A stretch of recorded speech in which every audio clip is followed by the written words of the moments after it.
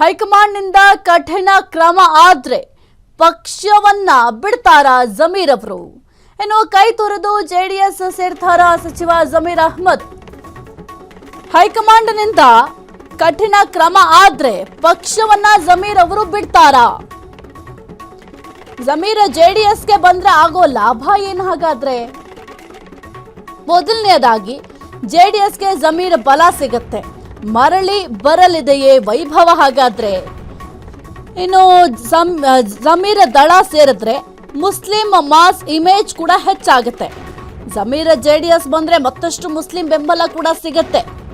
ಹಳೆ ಮೈಸೂರು ಭಾಗದಲ್ಲಿ Vokkaliga Muslim combination workout ಆಗೋ ಸಾಧ್ಯತೆಗಳಿದ್ದಾವೆ. 2028ರ ವಿಧಾನಸಭೆ ಚುನಾವಣೆಯಲ್ಲಿ ಜೆಡಿಎಸ್ಗೆ ಮತ್ತಷ್ಟು ಬಲ ಸಿಗುತ್ತೆ. ಹೆಚ್ಚಿನ ಸ್ಥಾನವನ್ನ ಗೆಲ್ಲಲು ಜಮೀರ್ ಅಸ್ತ್ರ ಬಳಕೆಗೆ ಎಚ್ಡಿಕೆ ಪ್ಲಾನ್. ಜಮೀರ್ ಮೂಲಕ ಲಕ್ಷಾಂತರ ಮುಸ್ಲಿಂ ಮತವನ್ನ ಸೆಳೆಯುವ ಪ್ಲಾನ್ ಮಾಡ್ತಾ ಇದ್ದಾರೆ.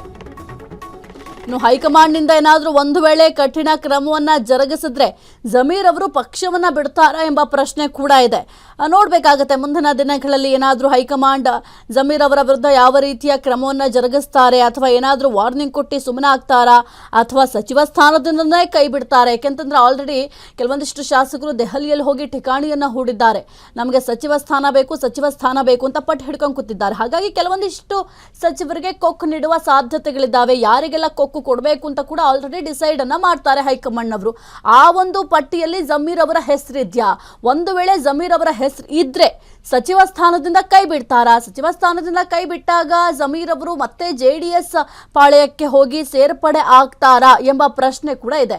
ಜೊತೆಗೆ ಏನಾದ್ರೂ ಒಂದು ವೇಳೆ ಜೆಡಿಎಸ್ ಪಕ್ಷಕ್ಕೆ ಸೇರ್ಪಡೆ ಆದ್ರೆ ಸಾಕಷ್ಟು ಪ್ಲಸ್ ಪಾಯಿಂಟ್ ಇದಾವೆ ಜೆಡಿಎಸ್ಗೆ. ಇನ್ನು ಜೆಡಿಎಸ್ಗೆ ಜಮೀರ್ ಬಲ ಸಿಗುತ್ತೆ, ಜೊತೆಗೆ ಹಿಂದೆ ಇದ್ದಂತಹ ವೈಭವ ಮರುಕಳಿಸೋ ಸಾಧ್ಯತೆಗಳಿದ್ದಾವೆ. ಅದರ ಜೊತೆಗೆ ಹಳೆ ಮೈಸೂರು ಭಾಗ ಏನಿದೆ ಇಲ್ಲಿ ಒಕ್ಕಲಿಗರ ಓಟ್ಗಳು ಹೆಚ್ಚಾಗಿದೆ, ಅದರ ಜೊತೆಗೆ ಮುಸ್ಲಿಂ ಮತಗಳು ಕೂಡ ಹೆಚ್ಚಾಗಿದೆ. ಹಾಗಾಗಿ ಒಕ್ಕಲಿಗ ಮುಸ್ಲಿಂ ಕಾಂಬಿನೇಷನ್ ಇಲ್ಲಿ ವರ್ಕೌಟ್ ಆಗೋ ಸಾಧ್ಯತೆಗಳಿದ್ದಾವೆ. ಇನ್ನು 2028ರ ಎಲೆಕ್ಷನ್ಗೆ ಆಲ್ರೆಡಿ ಜೆಡಿಎಸ್ನವರು ಸಿದ್ಧತೆ ಕೂಡ ಮಾಡ್ಕೊಳ್ತಾ ಇದ್ದಾರೆ.